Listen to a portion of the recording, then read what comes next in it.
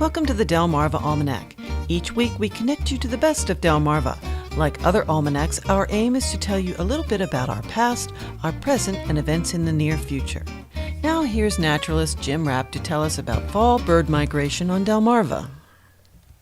Fall migration is picking up, and the Delmarva Peninsula is an exciting place to witness a true wonder of the wild world.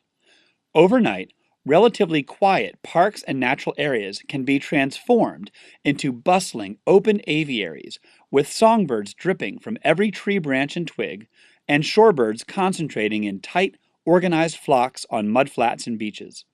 Species not seen since the spring make their annual autumn appearance as they push south to warmer wintering grounds, some traveling as far as Tierra del Fuego at the very southern tip of the South American continent.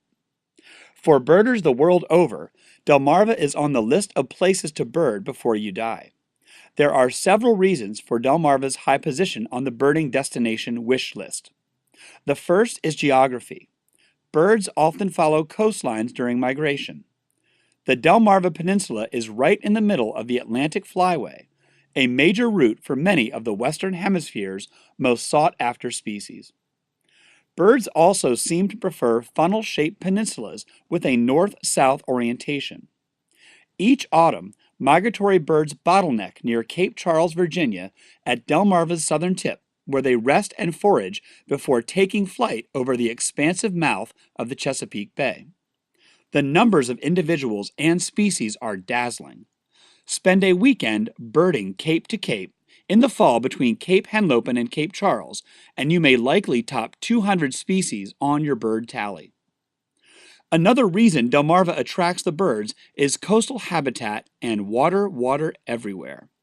Our open bays, rivers, and ponds are home to birds such as osprey, pelicans, terns, and waterfowl, and our marshy and sandy shorelines provide the type of habitat favored by shorebirds, egrets, and herons. Wet woods and bald cypress swamps attract warblers, tanagers, and flycatchers. Migrating raptors can be found in the open marsh and dark forests. Much of this habitat is protected and managed for the birds in our national wildlife refuges, parks, and wildlife management areas. Winds and weather also deliver birds to the peninsula. During fall migration, cold fronts push into Delmarva from the north and west.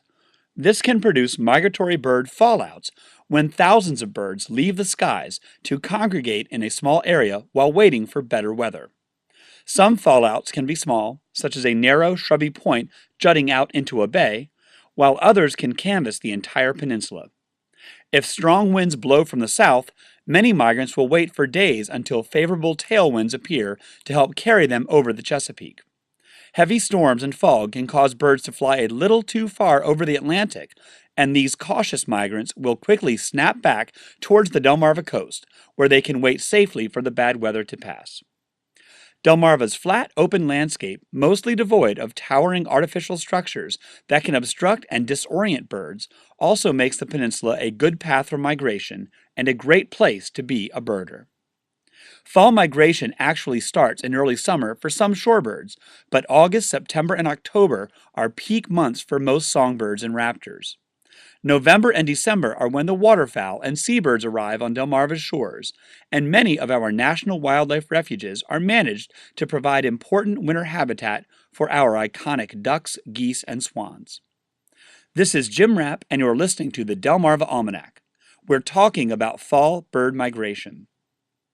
Typically, big soaring birds, such as raptors and egrets, migrate during the day when they can take advantage of thermals and air currents that provide lift under their large wings to assist them on their journey south. To watch the daytime migrants, check out one of Delmarva's hawk watch sites at Cape Henlopen State Park, Kiptopeak State Park, and the nearby Ashland Nature Center in northern Delaware.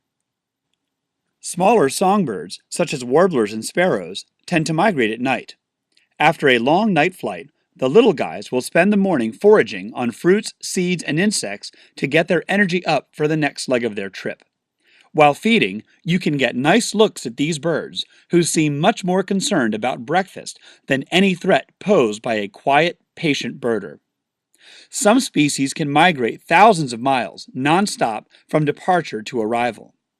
Scientists are learning more about these epic migrations with the help of technology.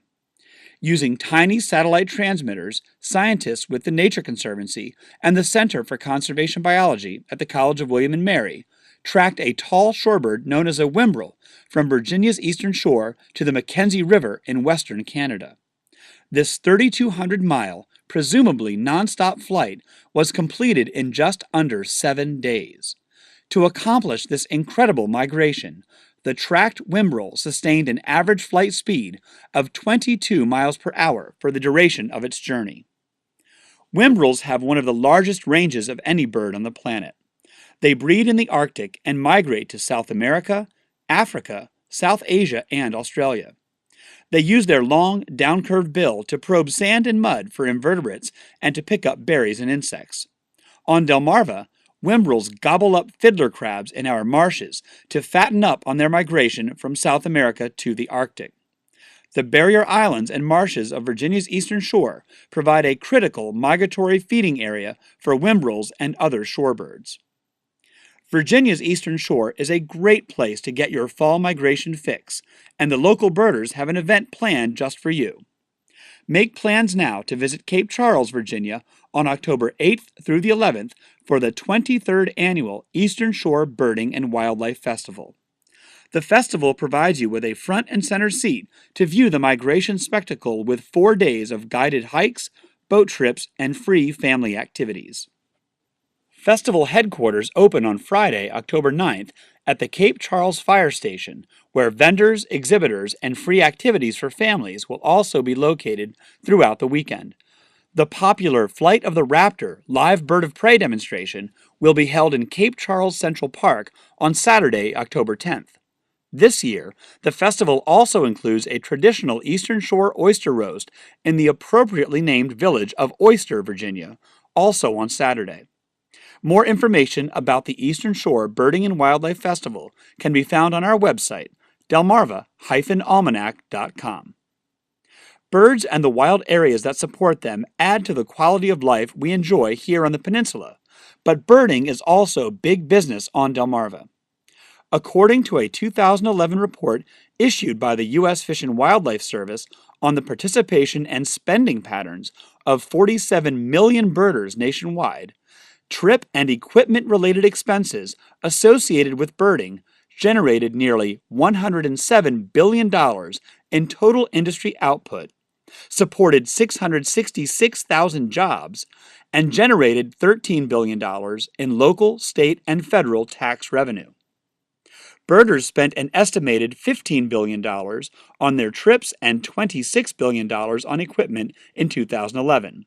For trip expenditures, 52% was food and lodging, 34% was transportation, and 14% was other costs such as guide fees, park fees, and equipment rental. With roughly 1/3 of the U.S. population living within a 4-hour radius of Delmarva, and assuming that just some of these folks enjoy birdwatching, it makes economic sense for Delmarva to invest in our parks, refuges, and the low-impact infrastructure that supports bird-related tourism. We hope you'll spend some time on Delmarva this fall to experience the best of bird migration on the East Coast. Well, that's all for this edition of the Delmarva Almanac. We'd like to thank our community partners, the Friends of Delmarva Public Radio, the Community Foundation of the Eastern Shore, and underwriters EatDrinkBuyArt.com for their help in bringing this program to you, our audience. Our theme music was provided by Brightside Studio. This show has been a Moonshell production. Thanks for listening. Until we meet again, may the rhythms and tides of Delmarva bring you good fortune.